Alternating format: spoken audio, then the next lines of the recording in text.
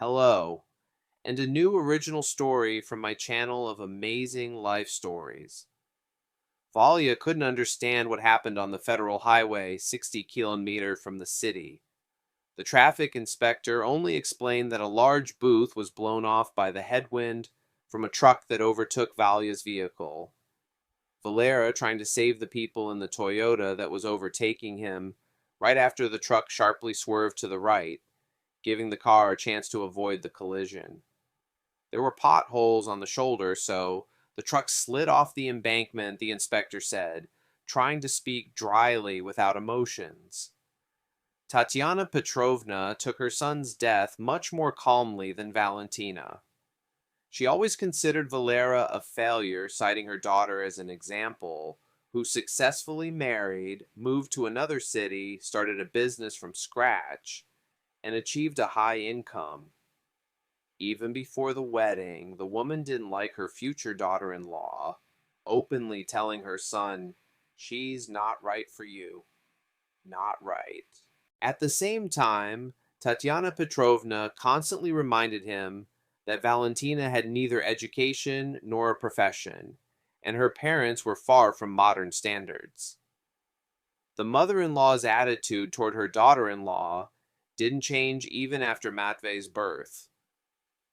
For some unknown reason, Tatiana Petrovna suspected that her son wasn't the boy's father. She never said it outright, limiting herself to hints. The mother-in-law had her own business inherited from her husband.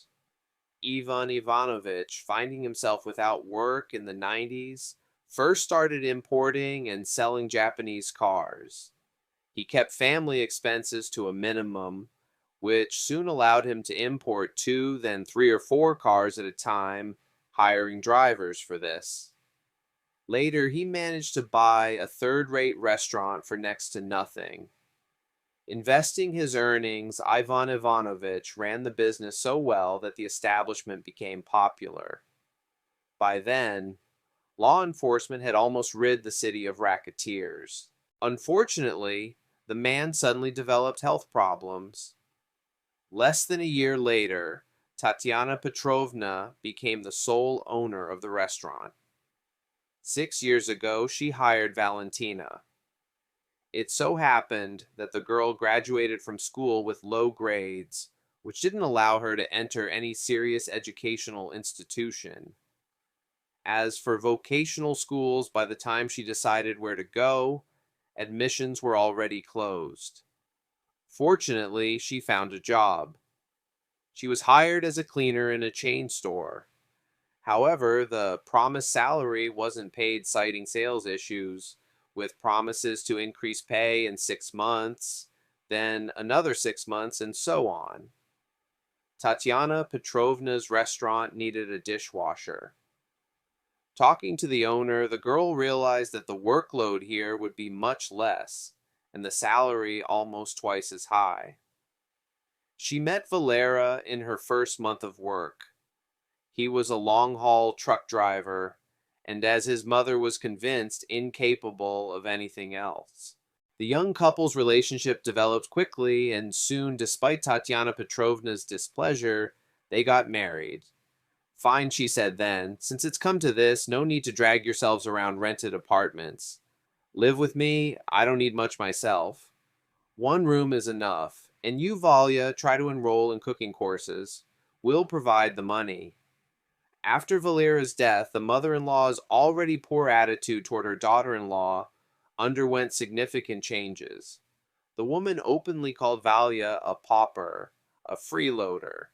She began openly claiming that 5-year-old Matvei had no relation to them, and that the daughter-in-law had conceived him during one of her husband's trips. "Why do you say that?" Almost crying, Valia tried to convince her mother-in-law. "Why should I even have to justify myself? If you need proof, let's do a DNA test.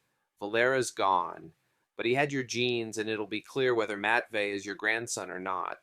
For some reason, this proposal outraged the older woman, so much so that she nearly flew into a rage. What Tatiana Petrovna began glaring at her angrily, talking about tests now. "Pack your things and Get out of my house with your kid. And I don't want to see you in the restaurant either. You're fired. Here's your pay for this month, the mother-in-law threw a few bills at the pale daughter-in-law. But how Valia tried to say something. No, how the mother-in-law cut her off. Your mother lives in the city, so go to her. At her mother's, who lived in the private sector, Valentina managed to stay for less than a week. The conditions in the small house were terrible. The stepfather, who once treated Valentina decently, had been drinking heavily for 2 years. He worked as a loader at a warehouse. According to him, the pay was good, but little money made it home because of his drinking. Valia and Matvey stayed with her mother for a few days, but it was a real ordeal, so something had to be done. Going through relatives and acquaintances she could turn to for help, the woman remembered her cousin, who treated her quite well. True, they last met only at the wedding, but the cousin said she'd always be glad to see her. Lyudmila was about 5 years older than Valia, lived on the other side of the city. There were other relatives, of course, but for some reason, they avoided both Valentina and her mother. Her cousin's grandfather, Semyon, seemed more welcoming, but he had to care for his sick wife. Lyudmila had told Valentina about this one spring, as she occasionally called. She worked as a nurse on an ambulance, and from an old conversation, Valia remembered that she worked every other day. So before asking for help, it was best to make sure Lyudmila was even home. They could discuss everything over the phone, but Valia decided that a face-to-face meeting would work better. Sorry, can't talk long, the cousin replied. We're heading to a call. What? Okay, things are bad. I'll try to find out. Yes, I'll be home tomorrow. Come. Of course. The conversation lifted her spirits a bit, but Valia knew she shouldn't relax. After all, an ordinary nurse couldn't do much. She lived with her husband and 2 kids in a 2-room Khrushchevka apartment. She could probably take them in for a few days, but it wasn't a solution. I'll go to Lyuda's, Valentina told her mother, waiting until the grim stepfather left for work. I'll ask, maybe she can help get me a job there. The ambulance station probably needs some workers. Maybe something with housing will work out. Go, her mother agreed. Got money for the trip. There's a minibus near her place, but you can take the tram. It's a bit cheaper. You'll just have to walk 15-20 minutes then. My Petro, by the way, said he'd ask about you at his warehouse. Maybe there's a job there, but housing definitely won't happen.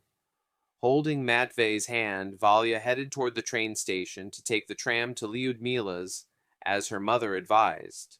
When half the journey was done, she noticed an unusual silence. The poplar leaves, which had been slightly trembling in the wind moments ago, suddenly became completely still. Like before a big storm, the woman thought involuntarily and looked back. Indeed, a huge, almost black cloud covered the western part of the sky. It seemed stationary, but Valia knew it wasn't. We should make it in time, or maybe it'll blow away. That happens sometimes. Barely had Valentina, holding her son's hand, gotten off the tram, and walked a few dozen meters when a bright flash of lightning struck nearby, and a loud clap of thunder broke the silence.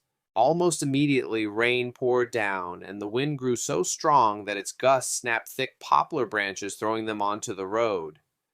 She and Matvey got soaked instantly. There was nowhere to take shelter from the rain and wind. If the woman had chosen a different route after getting off the tram, it wouldn't have been so bad. On a parallel street, old bus stop pavilions had been left since long ago. Public transport routes had changed, but the old metal pavilions remained. Under such a metal roof, Valentina could have taken shelter. She chose the other route because of the hotel. For some reason, she thought she might get lucky with both a job and housing in exchange for salary there. Only 300 meters remained to the hotel, but covering that distance was tough. The wind literally knocked her off her feet. She also had to keep hold of Matvey. Several times she picked up the wet child, but fearing the wind would knock her down and she'd drop her son onto the asphalt, she put him back down. The boy didn't cry. At 5 years old, he already understood that his mom was struggling, so he had to help her. After all, his dad, who went somewhere and would be back much later, as his mom explained, always told him, "Though you're small, you're still a real man. Men don't cry," his father said. "So you try and help mom. She's weak. You and I have to look after her." When less than 100 meters remained to the hotel, a huge branch blocked the road. It had fallen from a tree towering between two buildings, and the wind dragged it along the sidewalk, pinning it against a wall. Trying to stay on her feet, not letting go of Matvey's hand, Valya maneuvered around the unexpected obstacle. Wet and frozen, she felt despair creeping in. And most importantly, she was simply losing strength. Yet she knew she had to reach the hotel. Even if nothing worked out with a job, she and her son would at least find shelter. They wouldn't kick her out in this state, they'd let her wait out the storm, and then she could go to her cousins. A sudden strong gust of wind nearly knocked her down. To stay upright and not drop, Matvey Valentina bent down and instinctively stepped onto the road. The loud screech of car tires braking on wet asphalt rang out. The car stopped no more than a meter away. The incident likely scared the driver. As soon as he stopped, he opened the door and practically jumped out at her. "What are you doing?" A voice came from the car. "Don't you see? It's a setup. She'll scam you for money now. Took a kid with her, too. What a brazen woman." The passenger leaning forward kept shouting something through the open door, peppering his speech with crude expressions. "You see, nothing happened, so let her find other fools to trick the passenger," advised the driver. "Why do you say that?" Wiping away sudden tears, Valya asked. "I wasn't trying to scam anyone. We're just walking, and there's the wind. I couldn't hold on, so I stepped out." "You can't walk closer to the edge. Look at that branch, it's practically a tree." "Wait," the driver stopped her. "You're soaked through and the kid's shivering. Where are you going in this weather? Is this okay?" "Come on," he addressed Matvey. "Let me check you a bit." The driver placed his hand on the boy's forehead. "Wow," he exclaimed, turning to Valya. "The kid has a fever and you're wandering the streets with him in this weather. I need to find a job." She tried to justify herself. "What job with a sick son in this storm?" the stranger said indignantly. "If it's urgent, you could have left him at home." "I don't have a home anymore," Valya replied dully and indifferently. "What do you mean?" "No home." The driver was surprised. "Okay, that's a secondary issue. First, we need to help the kid. A clinic would be ideal, but that's probably not an option. Calling an ambulance isn't either. I have a cousin who's a nurse on an ambulance," Valya said, stroking Matvey's wet hair. "If the hotel doesn't work out, I was going to her place." "What's the hotel got to do with it?" the man said, surprised. "Your kid is sick and you're talking about some cousin and a hotel." "I wanted to get a job," Valya explained, "and ask for help with housing." "What are you even talking about? Get in the car," he demanded. "Quickly." Hearing the authoritative tone, Valentina got scared. It even crossed her mind that these two, the driver and his companion, might be planning to kidnap her and her son. But the man didn't look like a criminal. On the contrary, he inspired trust. "How long do I have to wait in this rain?" she heard his repeated request. "Where do you want to take them?" Turning around and looking at Valentina and her son soaked and seated in the back seat, the passenger asked as the car finally moved. "I'll take them home," the driver replied, turning into an alley behind the hotel building. The kid's got a fever. Maybe we'll need a clinic later if we can't fix it. And what can you fix? The passenger smirked. If you were a therapist, this isn't like removing an appendix. You've probably forgotten how to treat colds. Come on, I'll figure it out. The driver brushed him off. Listening to their conversation, Valentina caught herself thinking that she was perceiving everything as if in a dream. Wrapped in a large, bright blue jacket the driver had offered her to wear, and covering Matvey with it, she felt that this ride with strangers was lulling her, and she wished it would never end. After making 2 more turns, the car drove onto a road leading out of the city, and a couple of kilometers later they turned into a cottage settlement that had appeared here 15-20 years ago. In a fairly spacious and tastefully furnished hallway, a rather imposing woman, later revealed to be the driver's mother, greeted the arriving driver, his passenger, and Valentina with her son. "Dima," she said disapprovingly to her son, "don't you realize she can't be a maid?" She nodded toward Valia. "And with a child, no less.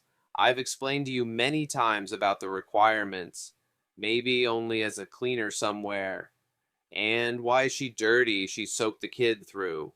"Wait, what are you doing?" The woman reacted with surprise as her son led the boy to the room's doors. "Don't you see the kid's sick?" Dmitri replied without turning. "We need something dry to change him into.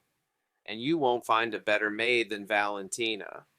Don't look at how she's dressed. She's just in a tough life situation. It happens to everyone. You yourself told me how hard it was for you and Dad in the 90s. You could give her something to change into." Dmitri learned the names of the woman and her son during the ride. He also learned about the hardships they had faced, so he decided to help. When Valentina talked about herself, neither Dmitri nor the passenger said a word. Only later did they express their reaction to what they heard with words like horror and "can this really happen?" The man headed toward the apartment with little Matvey, but before he could take 2 steps, a blonde girl, his fiancée, entered the hallway. Their relationship had been going on for about a year, and just days ago they were planning to submit a marriage application. "Why are you fussing over some rural cleaner?" Nastya asked with a smile.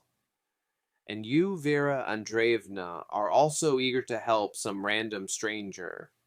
To say that Valentina felt awkward after hearing these words would be an understatement. She genuinely felt ashamed. "We'll leave now," she said, looking at the cottage's owner. "Matvey, let's go." "You're not going anywhere," Dmitri declared firmly. "And you two," he looked at his mom and fiancé, "shouldn't you be ashamed of treating people like that?" "Oh, right," Nastya said with a mocking smile, assessing his words.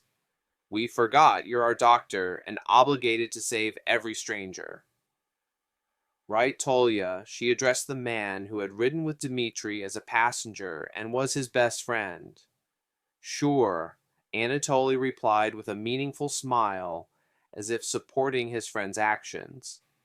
"The doctor's oath obligates us to provide medical care regardless of rank. Dima's a surgeon, of course, but trust me, he can handle a therapist's duties excellently." "You know that yourself, Nastya." "Right," she replied with a mysterious smile, looking into Tolya's eyes. "Dima's the best doctor in our city." After listening to her son, his fiancée, and his friend Vera Andreevna once again assessed the soaked Valentina from head to toe with a careful look. "Maybe my son's right," she thought. "He's good at reading people after all. He's long been recognized in the city as a good surgeon.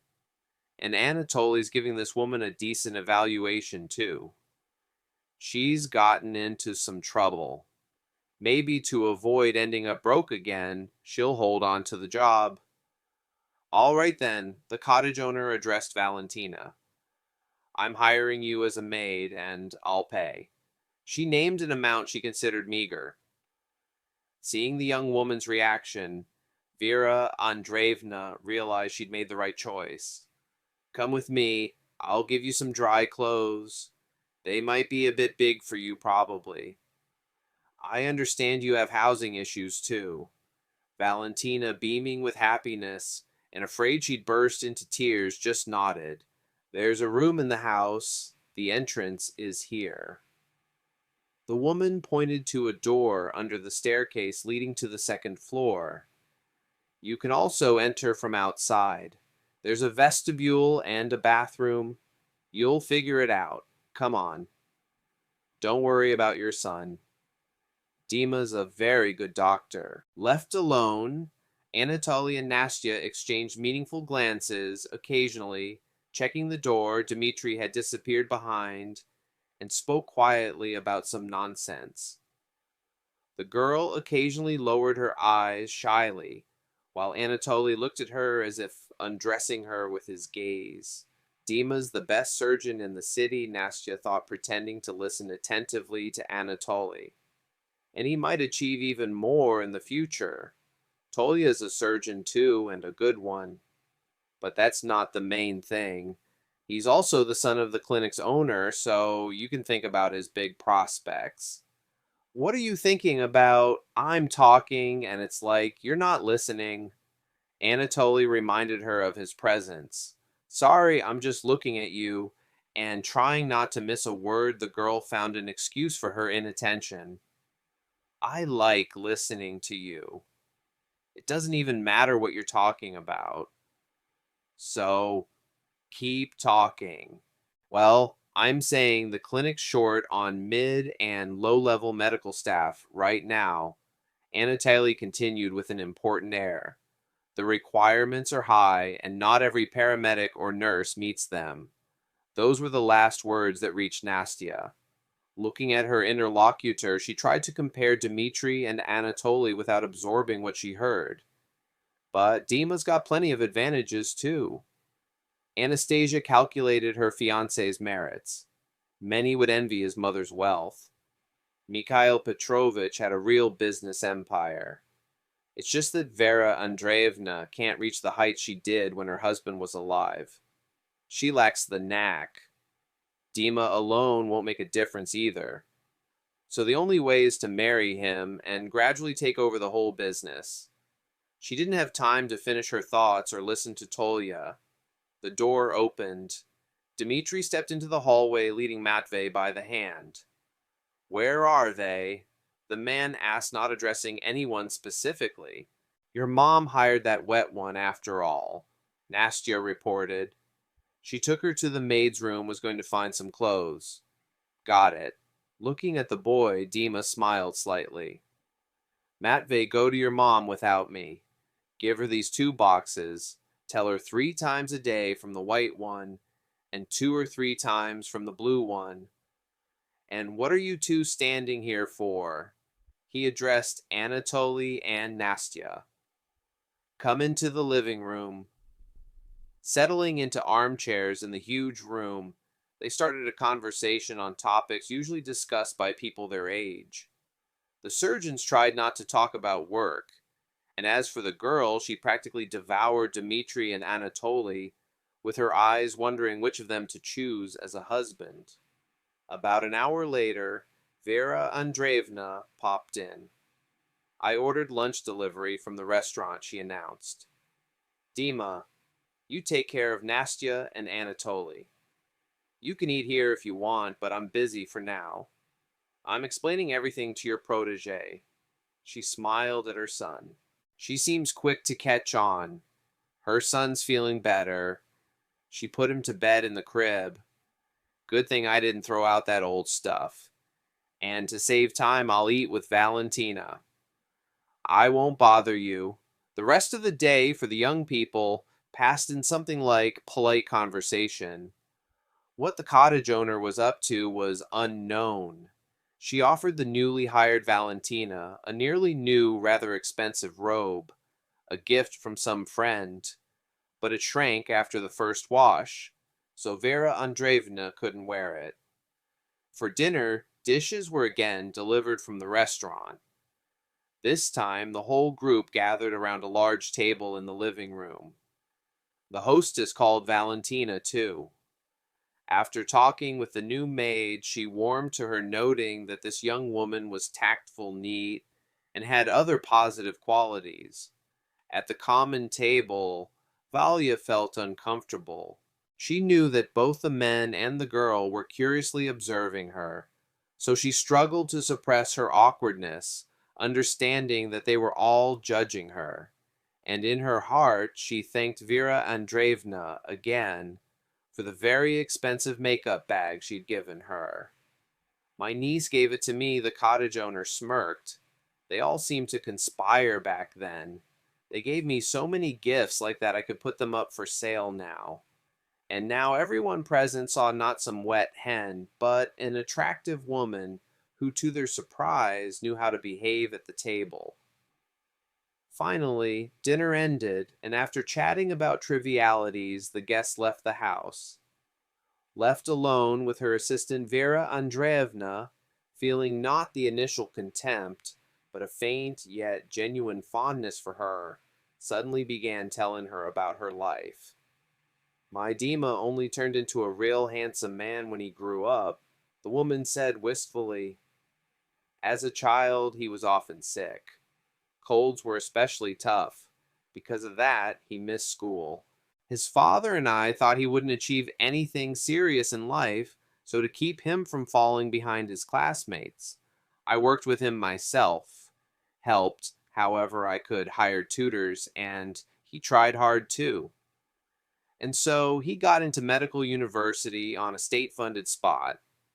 He studied well, got a red diploma, and during his internship, he worked under a professor surgeon. That's how he ended up in a good clinic. Yes, a good son, Valentina, supported her. He helped Matveyka.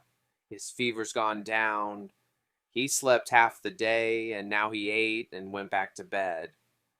Dmitri's not only a good doctor, but also very kind. If it weren't for him, I don't know what would have happened to us. Tears welled up in Valentina's eyes. Oh, I completely forgot, the older woman suddenly remembered. There's a door in your room. Haven't opened it. Take a look. It leads to a tiny little room. It's empty. You can use it as a kid's room. Tomorrow, move the crib there. Maybe a small table, too. There's one in a box on the veranda and a little cabinet, too. I'll call a handyman to assemble everything. Thank you, Vera Andreevna. You're so kind. Valentina thanked her, trying to keep her voice from trembling. Oh, no need to cry. The woman stopped her. My maid should look proper. People will judge me by her. Oh, almost forgot, she shifted the topic. I had a maid before. We parted ways. She took a gold chain from my table and a brand new smartphone from my purse. What? Don't even think that about me, Valentina said, blushing. I've never taken anything that wasn't mine. All right, calm down. I was just saying, just in case. The hostess smiled warmly. Well, I had to say it. In the second half of the next day, Dmitri's fiancée visited her potential future mother-in-law again. Her parents were quite wealthy, but several years ago she was left alone. In recent years, the business had been slowly falling apart, and now Nastya was living off the funds left after its final collapse. Having earned an economics degree, the girl didn't even try to find a job, as she had set a goal in her school years to marry well and focus only on her personal life. Unfortunately, attempts to start serious relationships with successful businessmen ended in failure. But in the end, she got lucky. She met Dima. A bit later, she also met Tolya. Since then, the girl had been torn between the two young men. However, this indecision was hardly noticeable outwardly. Assuming that the son of the clinic's owner was the better option, Nastya feared that his father, learning that the potential daughter-in-law had nothing but the remnants of her inherited wealth, wouldn't allow such a marriage, so the girl tried not to let Dmitri slip from her grasp. Though he wasn't as wealthy as his friend, he was recognized as the best specialist in the city. Plus, he had a wealthy mother. Nastya visited Vera Andreevna almost daily. It wasn't just out of boredom, but also to get the woman used to her and convince her son that he wouldn't find a better match. During yesterday's joint dinner, Nastya noticed how Dima looked at this new maid who came from some dump. At the table sat not a worthless wet hen, but a beautiful young woman, adept at using makeup, and even doing her hair in a way not every stylist could manage. Visiting her potential future mother-in-law and seeing the now almost hated Valentina Nastya, decided to immediately do something to get rid of her. Soon, an opportunity arose. Taking advantage of the fact that the hostess and the maid had gone to the second floor, the girl entered Vera Andreevna's room. On the table, she saw 3 pearl necklaces and a gold chain with a pendant. Entering the maid's room, not noticing the slightly open door to a tiny adjacent room, Nastya tossed the stolen jewelry into Valentina's bag, which was on a nearby chair. After the cottage owner and her assistant came downstairs, events unfolded rapidly. Nastya asked about the pearls and the gold chain pendant, asking Vera Andreevna to show them. "I love them," the hostess said. "Sometimes I just put them on and stand in front of the mirror." Frantically pulling out desk drawers, the hostess couldn't find the jewelry. "Where did I put them?" she muttered under her breath. "Maybe check the maid's things," Nastya whispered in her ear. "I know you trust her. She seems so modest, but you know still waters run deep." "Go ahead and look," Valentina said, surprised, offering her belongings for inspection. "I was with you the whole time anyway." "Here's the quiet one," came Nastya's gleeful voice when the chain and 2 pearl necklaces fell out of the maid's bag onto the chair. "How could you—" Vera Andreevna, red with anger, glared at her with hatred. Outright now, she pointed at the door. And Vera, a small child's voice, piped up. "That lady Nastya put those things there. I was playing in my room, and the door was open. Lady Nastya came in, opened the bag, and put something in it. I thought it was a gift," Matvey explained. "You believe this brat," Nastya exclaimed indignantly. "He's in cahoots with his thieving mother." The girl wanted to say more, but Vera Andreevna gave her such a look that all her words vanished. The hostess looked at the little boy, his wide-open eyes radiating sincerity and confidence in his truthfulness. "The kid's right," the woman thought, feeling tears well up in her eyes. "Nastya," she turned to the girl. "I don't know why you did this, but please go home. I need to calm down. And you," she addressed Valentina, "don't be mad at me. Think about it. What's the natural reaction? Everything will be fine. Go on. Get to work on the second floor." While these events were unfolding in Vera Andreevna's house, a complex surgical operation was taking place at Anatoly's father's clinic. It was performed by Dmitri, who was supposed to see patients that day. But Tolya didn't go home after yesterday's gathering and asked his friend to drop him off at a cafe. There he overdid it with alcohol, so he wasn't up for surgery in the morning. "Diamond cover for me," he asked his friend. "The operation's complex, but you've done it many times. You get my condition. I'm just afraid I'll mess up. It's over 2 hours at the table." For some reason, Dimitri's operating room nurse was replaced, and instead of an experienced anesthesiologist, a young specialist participating in such a complex operation for the first time was assigned. He didn't notice that instead of the required anesthetic, a different one was used, which wore off sooner. Confident that everything was fine, Dmitri began the operation. When it was more than halfway done, the patient felt increasing pain. The nurse, constantly monitoring the patient's pulse and blood pressure, anxiously addressed the surgeon. The situation grew tense. A little longer, and something irreversible could have happened. "What did you give him?" the surgeon asked, continuing his work. What he said surprised. Immediately, and he named the drug the flustered anesthesiologist should have administered. Time was ticking by the second. If the administered anesthetic didn't take effect, the patient would go into shock. "What about drug compatibility?" the anesthesiologist asked in a trembling voice. "It's fine," Dmitri replied, not looking away from his task. "Looks like we're losing him," the nurse cried out in fear. Adrenaline, Dmitri reacted instantly, placing the final stitch. "What's wrong with you?" the chief doctor demanded an explanation from the surgeon. "And why were you performing this operation instead of Anatoly Sergeyevich? Why did you allow an inexperienced anesthesiologist? He messed up the drug. And where were you looking? Forgot who we were operating on. There'll be a huge scandal now. If we're lucky, it'll just be an inspection, and we won't lose our license." "What am I supposed to do now? Fire you with a bad record? I'm not the one who's supposed to check the anesthesiologist," Dmitri reminded him.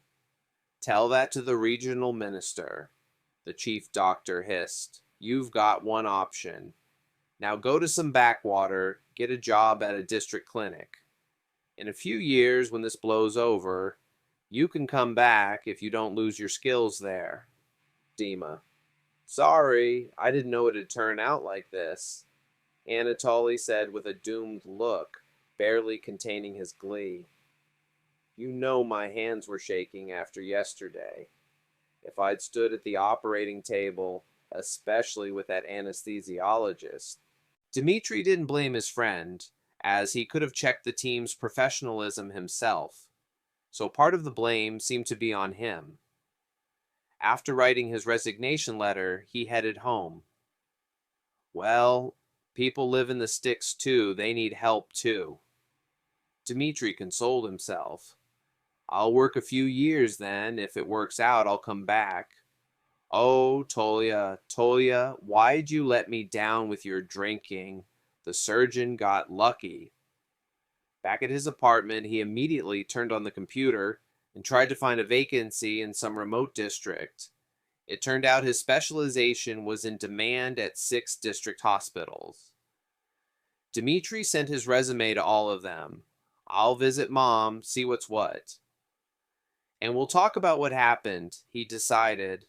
"I don't get it. Why is he leaving? And to some godforsaken place?" Dmitri heard Nastya's voice as he entered his mother's house. The girl was talking to someone on the phone. The living room door was slightly ajar, so he could easily hear her words. "Oh, Tolya, why are you doubting Nastya?" replied to her interlocutor with a pleading tone. "Of course, I love you. With Dima, you know it was purely his initiative. I didn't want to hurt him. I was with him, but I only thought of you. You can't imagine how good it felt when I found out he'd no longer be between us." So that's how it is, Tolya Dima thought, heading to the second floor, where one of the rooms served as his mother's office. "I knew there'd be trouble," she reacted with frustration to her son's story about what happened at the clinic, and that he'd soon have to move to some remote district. "Remember, I told you about that fortune teller who said a woman with a small child would appear in the near future." "Are you talking about me?" Valentina, who was tidying the office, whispered. "Sorry, but I don't know what I did wrong. Are you going to kick me out now?"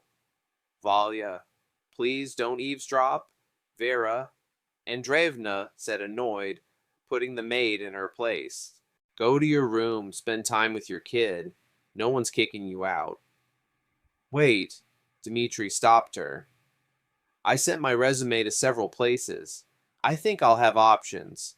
And it's tough for you in the city anyway. Come with me. What? How simple. It'll be better for your Matvey in a rural area. No pollution or anything. The kid will grow up healthy. So you've got until tomorrow to think about it. For now, go rest. Have you lost your mind?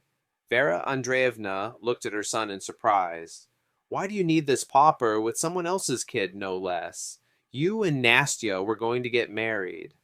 Nastya Dmitri laughed and told his mother about the overheard conversation. What a snake, the woman assessed the news. And your buddy's a scoundrel, too. You mentioned the wrong drug given during the operation. I wouldn't be surprised if your Tolia set it all up. I don't know. Dima shook his head. I don't want to think that. Well, if it's come to this, maybe it's worth leaving his mother agreed after some thought. But why Valentina? Can't you find someone else? I'm worried about her. Her son explained seriously, looking into her eyes. You change your mind 7 times a week. What if you kick her out over something or just wear her down with your nitpicking? She knows rural life. On the way, she told me she spent a lot of time at her grandfather's village as a kid. She won't sit idle there. She'll manage. Soren. The next morning, turning on the computer, Dmitri saw 3 job offers from different hospitals. He chose the one that offered departmental housing, though they warned there was no central heating. But there was plumbing and sewage. Well decided, Dima asked Valentina, entering his mother's house and seeing her in the hallway. I don't know, it's so sudden, the woman said shyly. It's a bit scary, but I'll probably go. I just need to pick up my things from Mom's.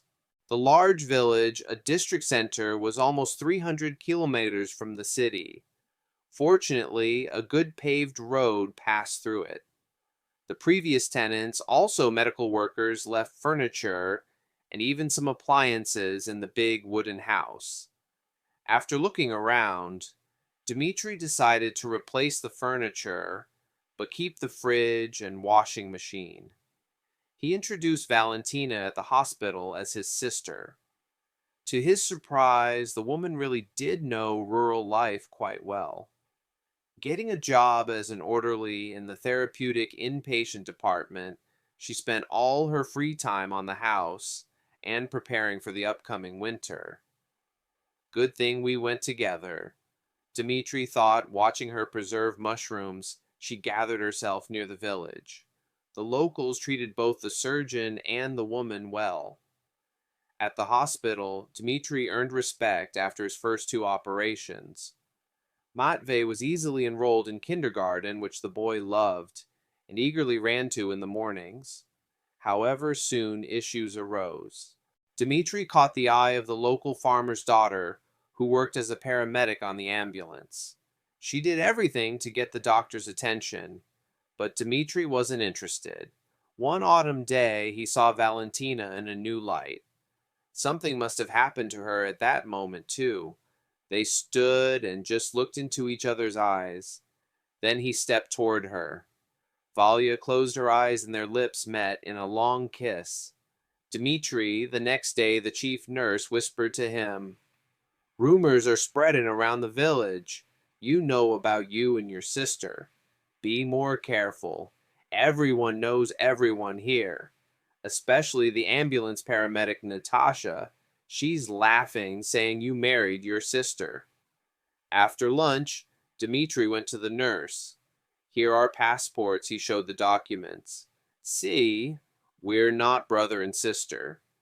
And briefly explaining how they ended up in the village, he added, So you can consider us friends. Time passed. Dmitri and Valentina settled well in the district center, and in the spring she was offered a job change, invited to the Youth Creativity Center. Less than a year later, the high level of professionalism of the surgeon working in an ordinary district hospital was known not only in neighboring districts, but across the region. Moreover, Patients with connections tried every trick to get to Dmitri. The increased workload truly exhausted him. Luckily, he wasn't the only specialist in the hospital. A young woman in her third year of practice performed only simple surgeries. Her name was Irina Viktorovna. She realized she now had a chance to gain experience from a top-notch specialist, so she constantly asked to assist Dmitri on complex surgeries. The head doctor understood that the experienced surgeon might eventually leave for the city, so he tried to arrange for patient appointments to start only after lunch, allowing Irina Viktorovna to learn from him. One autumn, returning from work, Valentina noticed a car parked near their house.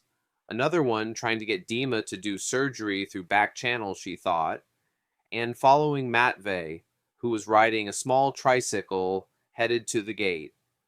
"Excuse me, does Dmitri the surgeon live here?" Valia heard a woman's voice that seemed familiar. "You're probably his wife. When will he be home?" Valentina turned around. A rather distinguished-looking woman, judging by her clothes, was getting out of the car. It's her. A realization flashed in her mind. Indeed, it was her former mother-in-law. But recognizing her at first glance was hard. Over the years, Tatiana Petrovna had changed significantly. Her once oval face seemed elongated, and she'd lost a lot of weight. Wonder what she wants here, Valia thought. But since the question was asked, she had to answer. "You're in the right place," she replied calmly, looking into the eyes of the woman who'd thrown her and little Matvey out into nowhere. "But he's not here now. I don't know when he'll be back. He's got too much work." What did you want, Valia, is that you recognizing her former daughter-in-law, the distinguished woman, was stunned. "How are you here?" "A friend gave me the address. He operated on her in the spring." "How are you here?" "Who's this with you?" "Matvey." "Wow, he's grown. Are you working for the surgeon?" "I'm his wife," Valia answered shortly. "So, what did you want? How'd you end up with him?" Tatiana Petrovna wanted to say snagged him, but stopped herself at the last moment, assuming her former daughter-in-law might say something to the surgeon, and he'd refuse to help her. "What do you do?" She decided to change the topic. "I work at the Creativity Center here. Dima worked with me, prepared me, so I enrolled in a teaching institute. It's in Gronsk. It's paid, but still." "How long have you been with him? I see you've even got a bit of a belly." The woman glanced. "When's it due? I'll make it to the session in January." "But what did you want with Dima?" Valentina spoke dryly, making it clear to the uninvited guest that she didn't want to chat much. Sensing what she thought was disdain in her former daughter-in-law's voice, Tatiana Petrovna barely suppressed the urge to put her in her place by calling her a beggar and an adventurer. "I got our district clinic to issue a referral to this hospital."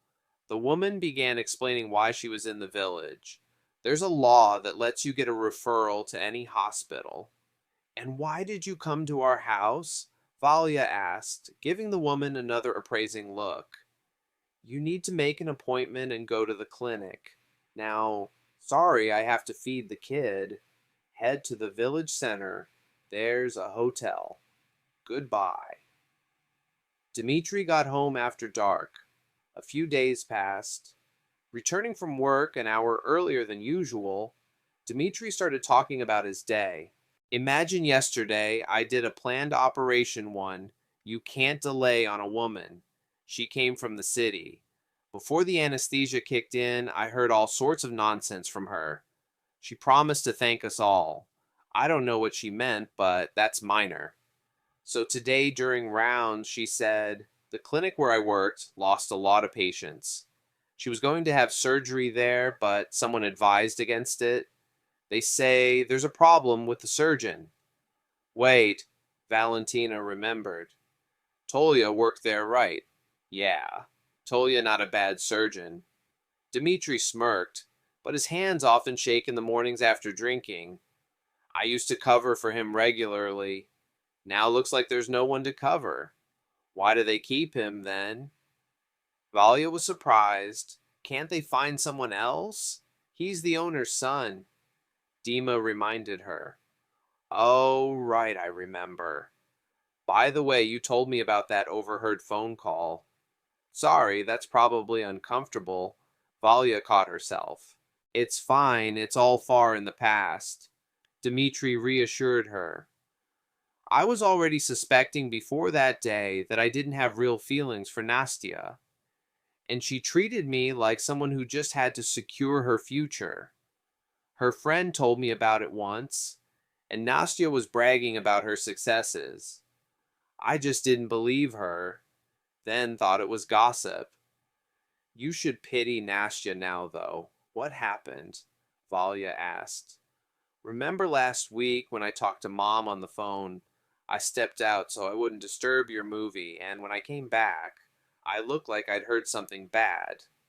I didn't ask because I didn't want to pry. Yeah, I was going to tell you, but then decided not to. You might misunderstand. Nastya married Tolya last winter, and recently he got into serious trouble. Looks like she had a miscarriage because of the stress. Oh my god, Valia reacted in shock.